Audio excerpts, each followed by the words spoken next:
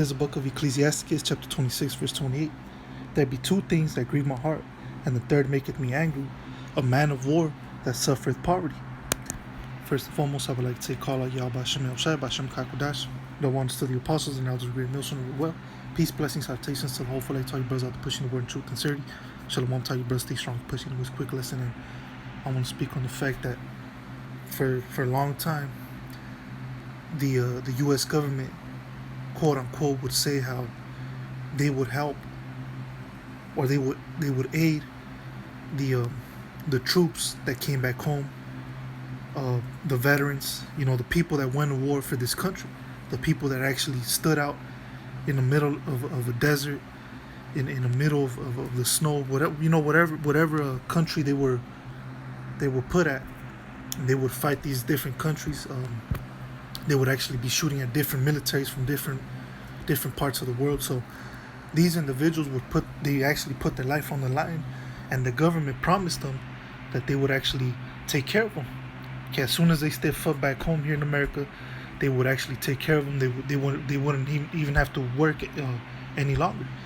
Okay, all their bills would be paid. They would be living in a good, in good homes and in good situations and be living life pretty much. But what you see, what happened, going back even as it says here in this article, from the Vietnam War, even World War II, okay, the World War II veterans and the World War I veterans, going back to those type of wars, back in the early 1900s, if you notice, even to this very day, you notice that the government, the U.S. government, promises a lot of shit to its troops, but won't how can I say, won't fulfill their promises, won't complete their promises that they promised these veterans, these troops that actually put their life on the line.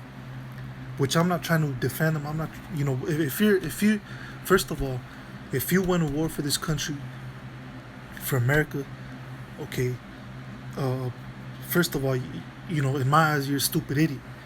You're a dumb motherfucker because, first of all, especially if you're Jake, if you're a so-called Negro, Latino, Native American Indian, you have nothing to do with these wars that these Edomites create. Okay, so let's get that out the way.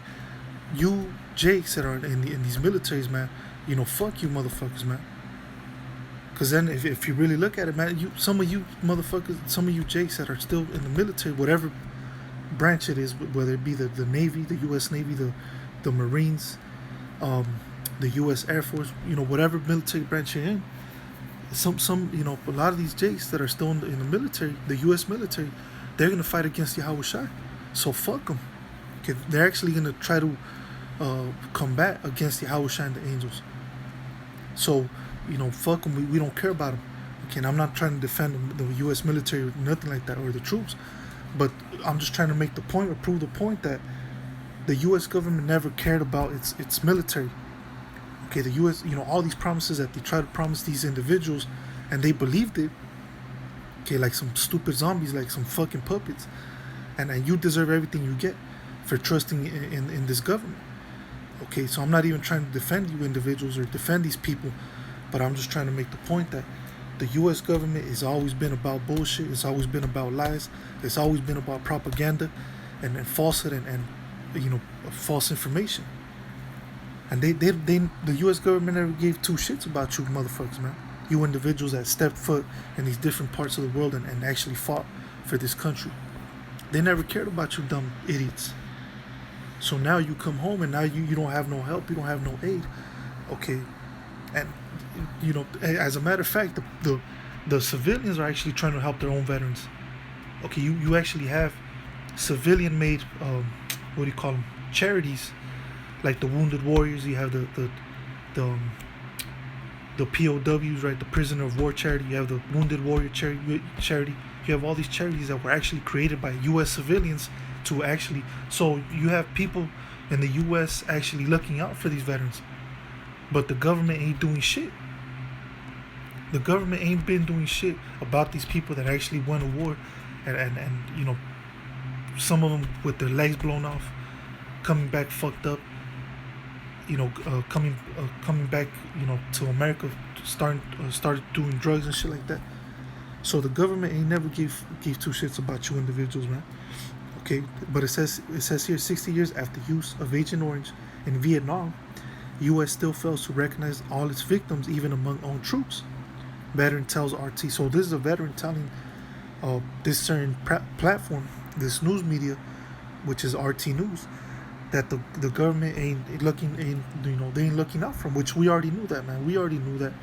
Okay, but going back to the scripture, it says Ecclesiasticus in the Apocrypha, chapter 26, verse 28, there be two things that grieve my heart, and the third maketh me angry, a man of war that suffereth poverty. So these individuals are actually men of war. These are actually warriors that fought for the country, and they suffer poverty. Okay, so as a matter of fact, these individuals, they should be the richest, most successful people, on the planet. If you have a military, these people in your militaries are actually supposed to be the richest in the world. They should be millionaires. Okay, all the troops that came back from fighting these different wars, they should actually be millionaires. But that shows you that the government ain't they're full of lies and they're full of bullshit.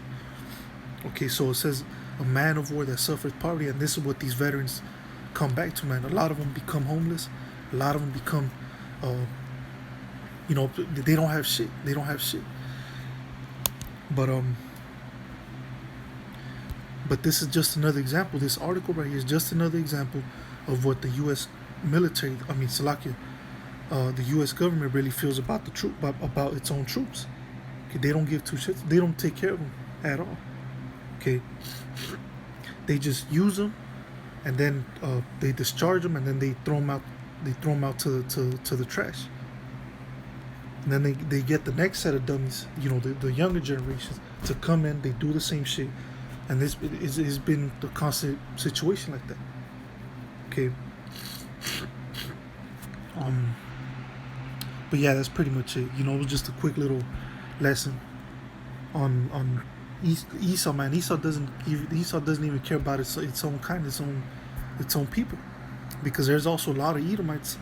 Okay, there's a lot of Jakes, a lot of Negroes, Latinos, Native American Indians in the military, but there's also a lot of Edomites in the military that truly believe in the American pride and the American way and shit like that. But even the elite of Esau, they don't give two shits about the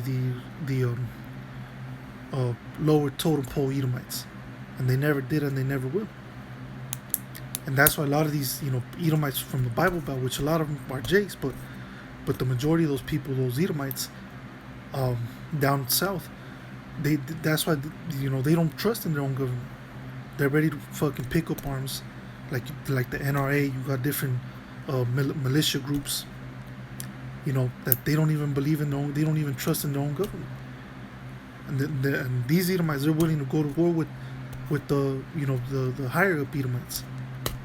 Okay, but anyways, with that, I'm gonna say call out Yahweh Shem Yahshua, Bashem Hakudash. Till next time, Yahweh Shem Yahshua, I'm gonna say Shalom.